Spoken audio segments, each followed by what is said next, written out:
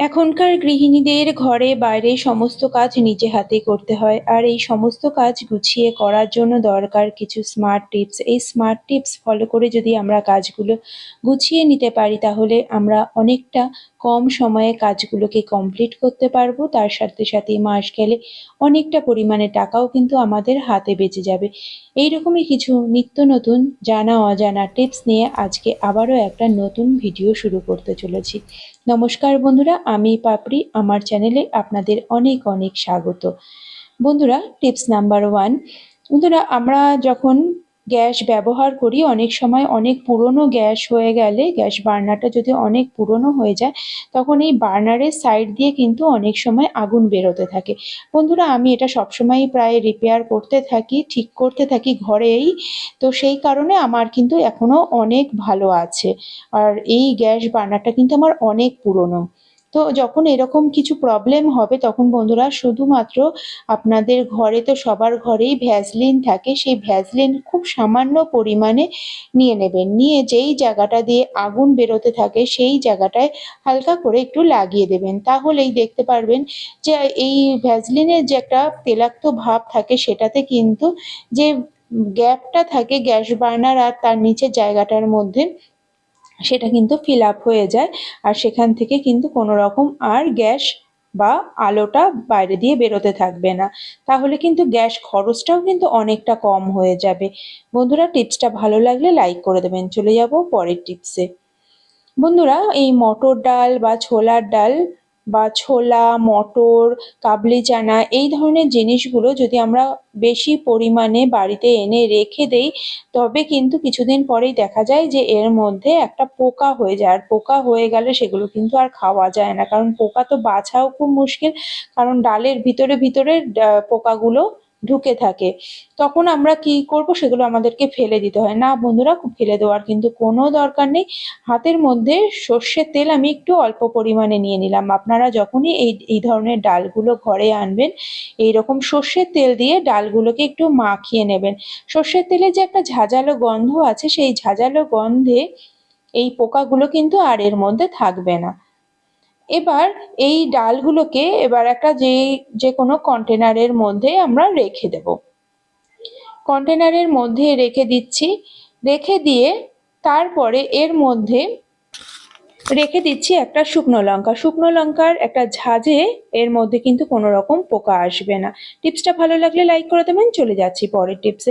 বন্ধুরা, আমরা এই ধরনের ফ্রাই প্যান ব্যবহার করি এই কারণে, যাতে আমাদের রান্নাতে কম তেল খরচ হয়। এর মধ্যে যখন পরোটা বা হালকা কোনো কিছু আমরা বানাবো, তখন এর মধ্যে আমরা বানাই, যে কোনো জিনিস রান্না করি। আর সেই কারণে আমরা কিন্তু এই ধরনের ব্রাশগুলো ব্যবহার করি, যাতে তেলটা কম লাগে।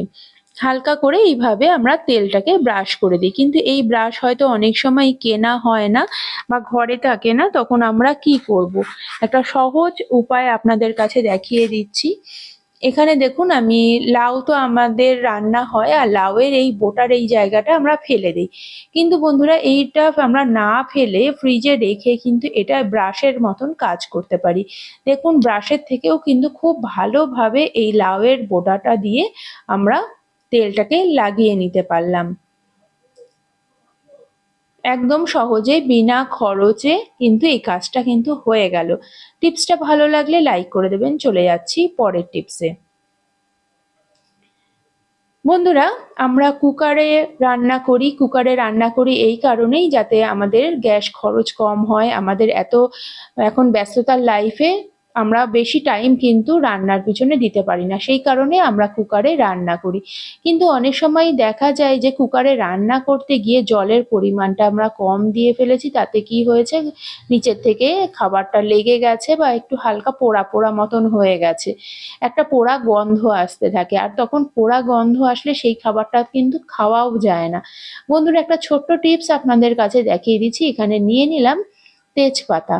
তেজপাতার একটা এত সুন্দর গন্ধ আছে, যে এই পোড়া গন্ধটাকে কিন্তু একদম দূর করে দেবে। এই তেজপাতাটা আমি খাবারটার মধ্যে রেখে একটু চামচ দিয়ে এর ভিতরটাকে তো একটু ঢুকিয়ে দিলাম, যাতে এই যে তেজপাতার একটা সুন্দর গন্ধ পুরো খাবারটার মধ্যে চলে আসে। এবার 5 থেকে 10 মিনিটের মতন আমি ঢাকা আটকে রেখে দেব। এবার 5 থেকে 10 মিনিট পরে আপনাদের কাছে খুলে দেখাচ্ছি। দেখুন এবার 5 থেকে 10 মিনিট পরে খুলে নিলাম, খুলে এবার আমি তেজপাতাটা তুলে ফেলে দেব। ব্যাস হয়ে গেল। এইভাবে কিন্তু আপনাদের পোড়া গন্ধওয়ালা যে কোনো খাবার কিন্তু আপনারা ঠিক করে নিতে পারেন। টিপসটা ভালো লাগলে লাইক করে দেবেন। চলে যাচ্ছি পরের টিপসে। বন্ধুরা, গ্যাস বার্নার আমি আপনাদেরকে আগেই বললাম আমার গ্যাস বার্নারটা অনেক কিন্তু পুরনো হয়ে গেছে, আর দেখতেই পাচ্ছেন একদম কিন্তু কালো হয়ে গেছে, একদমই শক্ত মতন একটা কালো পোড়া দাগ হয়ে গেছে। এর মধ্যে এই পোড়া দাগটা তোলার কিন্তু একটা সহজ পদ্ধতি আপনাদের কাছে দেখিয়ে দিচ্ছি। নিয়ে নিলাম বেশ ভালো মতন গরম জল, এর মধ্যে দিয়ে দিলাম খাবার সোডা 1/2 চামচ। খাবার সোডা আমাদের যেইভাবে আমরা পকোড়া ভাজতে কাজে লাগে ঠিক সেইভাবে ক্লিনিংয়েও কিন্তু খাবার সোডার জুড়ি মেলা ভার। আর এর মধ্যে দিয়ে দিলাম ভিম লিকুইড, যে কোনো ডিশওয়াশার দিয়ে দিলাম, দিয়ে এবার কিছুক্ষণের জন্য এইভাবে আমি রেখে দেব। এটা 7-8 মিনিট কি 10 মিনিট আপনারা এইভাবে রেখে দিতে পারেন। তারপরে আমি এটাকে তুলে নিচ্ছি। দেখতেই পাচ্ছেন জলটার কালারটাও কিন্তু হালকা একটু চেঞ্জ হয়ে গেছে, এর থেকে নোংরাটা অনেকটাই কিন্তু বেরিয়ে গেছে। এবার একটা পুরনো ব্রাশ দিয়ে ভালো করে ঘষে নেব, পুরনো ব্রাশ দিয়ে ঘষে নেব। যদি বন্ধুরা মনে হয় যে আপনাদের এই গ্যাস বার্নারের এটা যে অনেক বেশি পুরনো দাগ হয়ে রয়েছে, তবে আপনারা চেষ্টা করতে পারেন এটাকে কোনো স্টিল উল দিয়ে ভালো করে ঘষে নেওয়ার। স্টিল উল দিয়ে যত পুরনো দাগই হোক না কেন এটা কিন্তু উঠে যাবে। তো আমি আমার স্টিল উল দিয়ে করার দরকার হয়নি, মাঝে মাঝে একটুখানি ঘষে দিয়েছি আর জলের মধ্যে ভিজিয়ে রেখেছি। বেশ কিছুক্ষণ ভেজানোর পরে দেখুন বেশ কিন্তু পরিষ্কার হয়ে গেছে। অনেক বেশি কিন্তু কালো ছিল, সেই কালোটা কিন্তু একদম উঠে গেছে। বন্ধুরা, এত পুরনো বার্নার তো একদম নতুনের মতন কখনোই হবে না, তবুও অনেকটাই কিন্তু দেখতেই পাচ্ছেন পরিষ্কার হয়ে গেছে।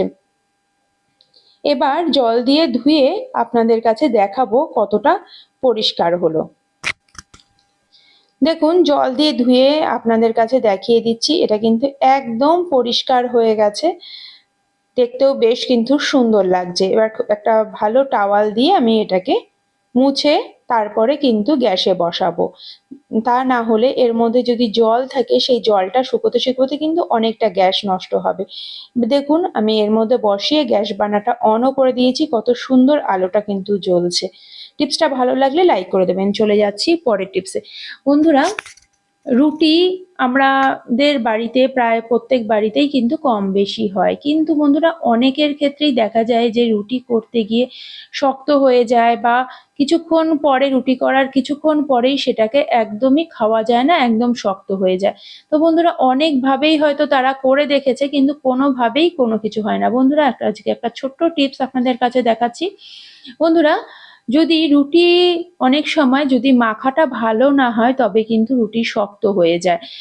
যদি আপনাদের মনে হয় আপনারা ঠিকভাবে মাখতে পারছেন না, অবশ্যই উষ্ণ গরম জল দিয়ে আটাটাকে মেখে নেবেন, আর বেশ কিছুক্ষণ আগে মেখে রেখে ঢাকা দিয়ে কিছুক্ষণ রেখে দিলে কিন্তু রুটিটা বেশ ভালো নরম হয়। আর বেলার সময় সবসময় মনে রাখবেন যাতে সব দিকে খুব ভালোভাবে এটা বেলা হয়, কারণ যদি একদিকে মোটা থাকে একদিকে পাতলা থাকে তখন কিন্তু রুটিটা ভালো হয় না।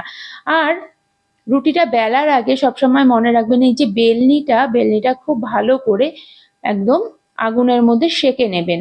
তাহলে কি হবে, বেলনিটার মধ্যে যদি কোনো রকম ভাবে জল ভাব থাকে সেটা কিন্তু শুকিয়ে যাবে। আর তা না হলে ধরুন কিছুক্ষণ আগে আমার বেলনিটা ধোয়া হয়েছে আর তারপরেই আমাদের রুটিটাকে বেলতে হবে, তখন কিন্তু এই বেলনির মধ্যে আটা লেগে যাবে আর তখন রুটি কিন্তু আমরা ঠিক মতন বেলতে পারবো না।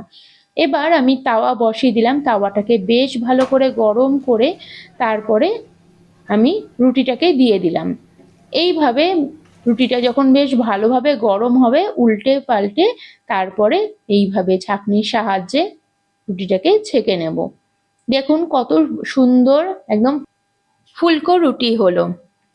বন্ধুরা, আবার অনেক সময় দেখা যায় যে আমরা রুটি তো অনেকগুলো করা হলো কিন্তু কয়েকটা রুটি আমাদের ফ্রিজে রয়ে গেছে, কিন্তু এই রুটিগুলো যদি ফ্রিজ থেকে বার করা হয় দেখা যায় যে এগুলো কেমন ভেঙে ভেঙে যাচ্ছে, খারাপ হয়ে যাচ্ছে, শক্ত হয়ে যায়। আবার এগুলো যদি আমরা একটা একটা করে তাওয়ার মধ্যে সেঁকে নেই, তাহলে শক্তও হয়, তাছাড়া অনেকটা পরিমাণে কিন্তু গ্যাসটাও খরচ হয়ে যায়। তো বন্ধুরা আমরা কি করতে পারি, দেখুন এখানে আমি প্রেসার কুকার বসিয়ে দিয়েছি। প্রেসার কুকারে সামান্য কিছু পরিমাণে জল নিয়েছি, এর মধ্যে একটা স্ট্যান্ড বসিয়ে দেব।